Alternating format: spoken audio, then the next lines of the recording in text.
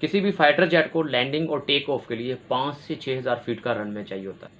इस टाइम दुनिया में जितने भी एयरक्राफ्ट कैरियर मौजूद हैं, दुनिया के सबसे बड़े एयरक्राफ्ट की लंबाई 1100 फुट है। तो कैसे फाइटर जेट 325 फीट के रनवे से टेक ऑफ और लैंडिंग करते हैं, कैटापुल्ट और इलेक्ट्रिक लैंडिंग क्या होती है, आज की वीडियो में हम बात करेंगे एयरक्राफ्ट कैरियर कैसे काम करता है, क्या वाकई एयरक्राफ्ट कैरियर को तबाह करना नामुमकिन है। अस्सलाम वालेकुम नाज़रीन, मैं हूं इमरान अहमद और आप देख रहे हैं नॉलेज टीवी। एयरक्राफ्ट कैरियर, बैरी बेड़ा या स्ट्राइक ग्रुप क्या होता है, आज की वीडियो में हम बात करेंगे। इस टाइम दुनिया में मौजूद एयरक्राफ्ट की तादाद 23 है, जिनमें थाईलैंड, स्पेन, रशिया, इंडिया और फ्रांस के पास एक एक, जबकि यूनाइटेड किंगडम, इटली के और चाइना के पास दो दो, जबकि USA, United state of America के पास 12 एयरक्राफ्ट कैरियर मौजूद है। नेवी में एयरक्राफ्ट कैरियर की हैसियत बैकबोन की होती है। सिर्फ दो कंट्री जिनके पास न्यूक्लियर एयरक्राफ्ट कैरियर है। न्यूक्लियर एयरक्राफ्ट कैरियर का मतलब एटमी हथियार वाला एयरक्राफ्ट कैरियर नहीं है। न्यूक्लियर एयरक्राफ्ट कैरियर एक ऐसा एयरक्राफ्ट कैरियर होता है जो न्यूक्लियर पावर से चलता है।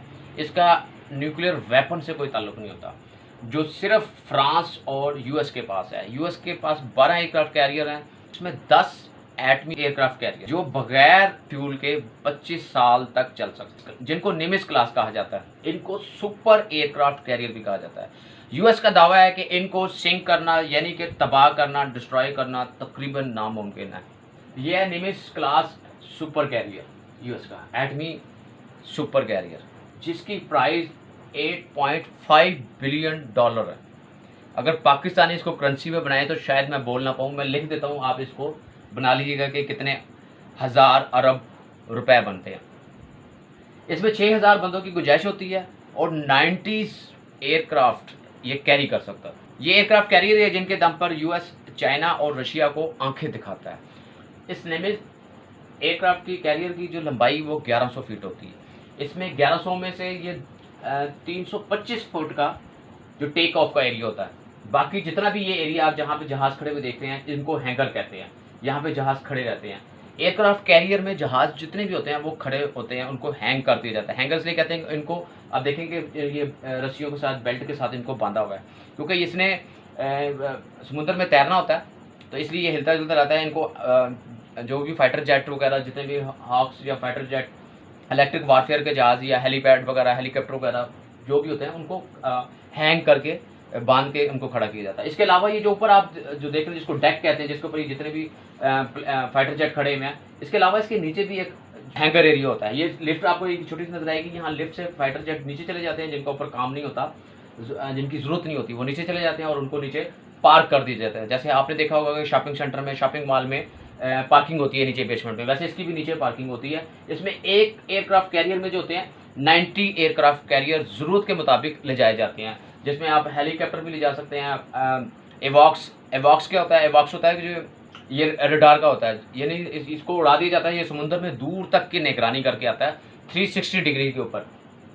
ये अपनी ज़रूरत के मुताबिक इसमें आप fighter jet, multi role, stealth, इस तरह के चाहे जेट इसमें लोड कर सकते हैं। इसमें अब सवाल ये पैदा होता है कि एक फाइटर जेट को 5,000 से 6,000 फीट का रनवे चाहिए होता है टेक ऑफ के लिए और लैंडिंग के लिए, लेकिन इसमें आप देखें कि 325 फीट का आपको एरिया मिलेगा जिसमें ये इसने टेक ऑफ करना है। अब ये कैसे करता है? इसको कहते हैं कैटापुल्ट सिस्टम। अच्छा, कैटापुल्ट सिस्टम क्या होता है? कैटापुल्ट सिस्टम होता है, वो बचपन में आपने वो कागज़ के जहाज़ बना के उड़ाते होंगे। ये देखें, जैसे हम इसको जहाज़ को ऐसे पकड़ के ऐसे करके उड़ाते थे और ये आगे चला जाता था, सेम ऐसे ही जो एयरक्राफ्ट कैरियर है उसमें भी यही सिस्टम लगाया जाता है। इसमें गुलैल के ज़रिए एयरक्राफ्ट कैरियर को लॉन्च किया जाता है। अब ये देखिएगा, अब ये जो फाइटर जेट है ये आ गया। अब इसको ये आगे से क्लिप कर देंगे, पीछे से क्लिप कर देंगे। इसके अलावा ये पीछे से एक शेड उठेगा। ये इसको इसने पकड़ लिया, पकड़ने के बाद ये पीछे से शेड उठाया। अब यहाँ से ये इंजन जब स्टार्ट करेगा इसको, तो पीछे जो ये वाल है जो ये थ्रस्ट पैदा करेगा और ये नीचे जो आप एक लाइन सी देख रहे हैं, तो ये इसको ये प्रेशर है, ये नीचे इसके पूरा एक सिस्टम लगा हुआ है जिसने एक प्रेशर बनाना है। जैसे ही इसको थ्रस्ट जो उसकी रिक्वायरमेंट है, जिसको जो इसकी वेट के मुताबिक, जेट के वेट के मुताबिक जो थ्रस्ट इसको चाहिए, ये जैसे ही जनरेट करेगा, वैसे ही नीचे जो सिस्टम है वो इसको प्रेशर के थ्रू इसको हवा में थ्रो कर देगा। ये देखिएगा, अब ये बंदा आपको नजर आ रहा है, ये इसको लॉक कर दिया हुआ है, पीछे थ्रस्टर। अब ये देखिएगा, ये अब ये नीचे देखिए, अब ये नीचे देखिए, ये जो आपको व्हाइट कलर की गैस नजर आ रही है, ये प्रेशर गैस है। इसने इस जैसे गुलैल से फेंका जाता है, या जैसे वो बचपन में कागज के जहाज को ऐसे फेंकते थे, ये वैसे ही फेंक दिया। ये वजह है जिसकी वजह से 325 फीट से ही जहाज को फ्लाई कर दिया जाता है, वरना एक जहाज को 5 से 6,000 फीट को का रनवे चाहिए होता है फ्लाई करने के लिए।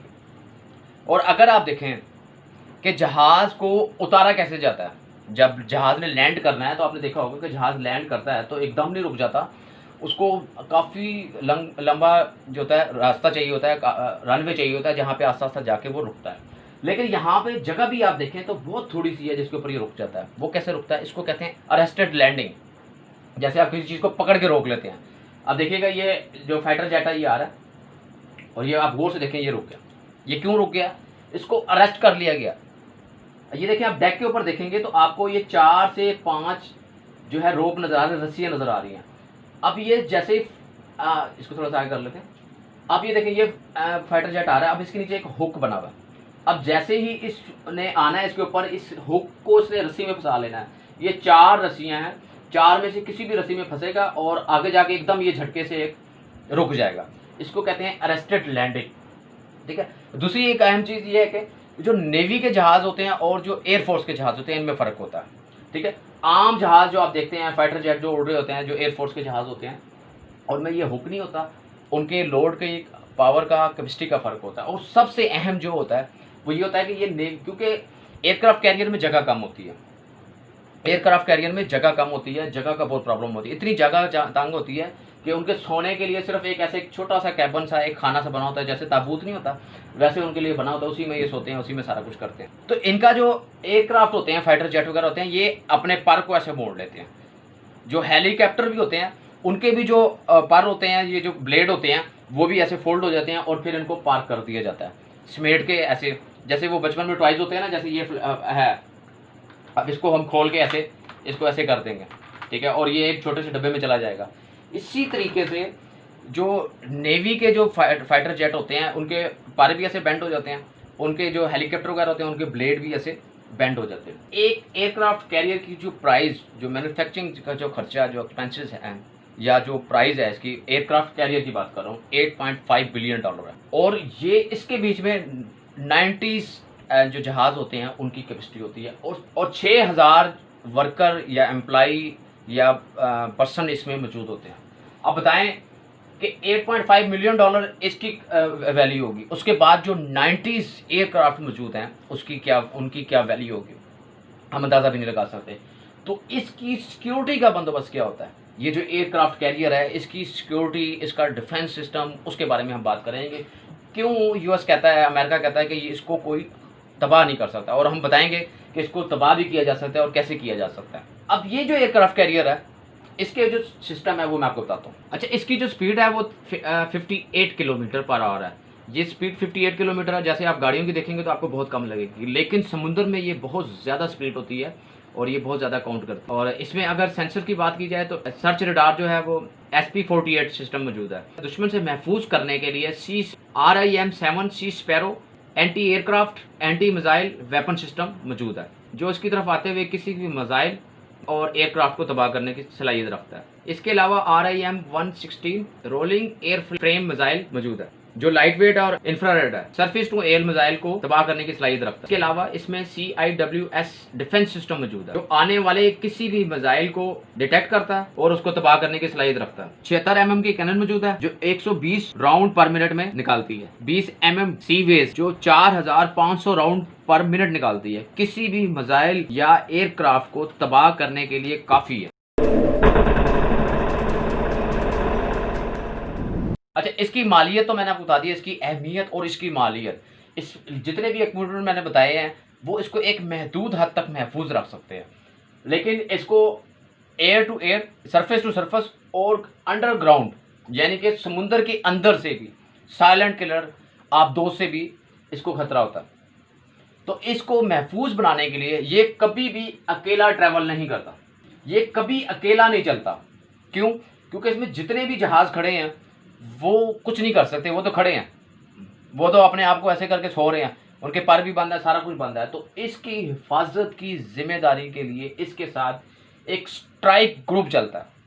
अब स्ट्राइक ग्रुप क्या करता है, ये एयरक्राफ्ट कैरियर है, इसमें 2 गाइडेड मिसाइल क्रूज, 2 डिस्ट्रॉयर, एक एटमी सबमरीन और एक सप्लाई शिप मौजूद होता है। हर एयरक्राफ्ट कैरियर का एक एड्रेस होता है, जैसे घर का किसी फ्लैट का एक एड्रेस होता है, वैसे इसका भी एड्रेस जिसपे इसकी मेल आती है। ये जो स्ट्राइक ग्रुप होता है पूरा एक एहसार बना के चलते हैं और इसको महफूज रखते हैं। गाइडेड मिसाइल क्रूज और डिस्ट्रॉयर, इनका अगली वीडियो में बताएंगे, लेकिन ये इतने खतरनाक होते हैं, ये ना सिर्फ इसकी हिफाजत करते हैं, किसी भी इलाके के ऊपर हमला भी कर सकते हैं।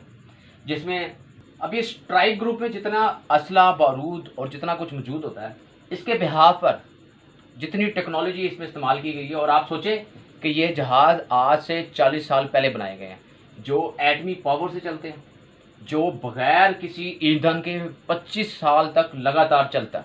अब देखें कितना खर्चा बचता है कि बगैर ईंधन के 25 साल 56 किलोमीटर पर आवर ये शिप चलता है। और अब इसकी जो सप्लाई चेन होती है, इसको जो सप्लाई दी जाती है, इसमें खाना और ईंधन जो गोला बारूद होता है, उसके लिए एक सप्लाई जो शिप होता है वो मौजूद होता है। और जो सबमरीन होती है, उसका काम होता है कि ज़मीन के अंदर से, जो समुद्र के अंदर से इसकी हिफाजत रखना होता है। और वो न्यूक्लियर पावर होती है, ना सिर्फ न्यूक्लियर पावर होती है बल्कि न्यूक्लियर वारहेड भी इसमें मौजूद होता है। अभी 27 अगस्त 2020 को अमेरिका ने चाइना की फ़िज़ाई हदूद की खिलाफ वर्जी की, तो उसके जवाब के लिए चाइना ने DF-21D और DF-26B मिसाइल लॉन्च किए, जो सुपरसोनिक मिसाइल हैं, और जिनमें ये सलाहियत मौजूद है वो किसी भी एयरक्राफ्ट कैरियर को तबाह कर सकते हैं। ये है 2020 के स्टार्ट में इन्होंने इसका एक तजर्बा किया था जो कामयाब रहा है, और ये इन्होंने उनके वार्निंग के लिए किया कि अगर आपने एयरक्राफ्ट कैरियर जो है उसके सर के ऊपर अगर आप अपनी ताकत का मुजाहरा करते हैं तो इसको तबाह करने की सलाहियत हमारे पास मौजूद है। ये सुपरसोनिक मिसाइल है जिसको दुनिया का कोई रडार पकड़ नहीं सकता। इसकी रफ्तार जो होती है वो इतनी तेज़ होती है कि कोई मिसाइल इसको नहीं तबाह कर सकता, कोई रडार इसको ट्रेस नहीं कर सकता। रूस ने यह दावा किया है कि सुपरसोनिक मिसाइल को उसका S-500 जो है डिफेंस सिस्टम जो वो तैयार कर रहा है वो उसको ट्रेस कर सकता है, लेकिन अभी इसका तजर्बा नहीं किया गया। आपने सुना होगा पीछे जब चाइना और इंडिया की कॉन्फ्लिक्ट शुरू हुआ था, तो ये सुना होगा कि 3 जो बैरीपेड है या एयरक्राफ्ट कैरियर हैं वो इंडियन ओशन में या साउथ चाइना सी में पहुंच गए हैं इंडिया की हेल्प के लिए।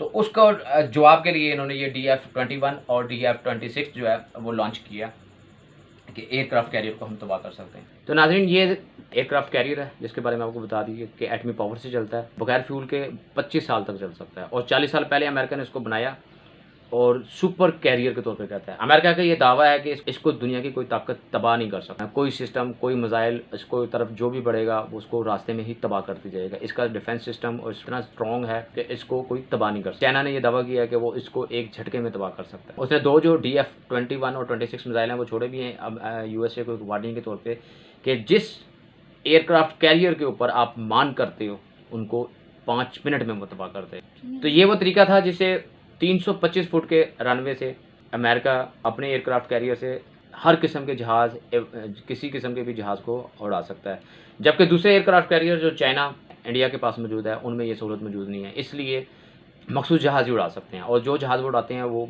लोड होता है वो भी ज़्यादा कैरी नहीं कर सकते। पाकिस्तान के पास अभी तक कोई एयरक्राफ्ट कैरियर मौजूद नहीं है, लेकिन चाइना से इन्होंने एक माहिदा हुआ है जिसमें एक एयरक्राफ्ट कैरियर 2028 में पाकिस्तान को मिलेगा। अगर हमारी ये वीडियो अच्छी लगे तो इसको लाइक करें, चैनल को बेल के साथ सब्सक्राइब करें ताकि अगली वीडियो आप तक आसानी तक पहुंच जाए। इसके साथ ही मुझे इजाज़त दीजिएगा और दुआओं में याद रखिएगा। अल्लाह हाफ़िज़।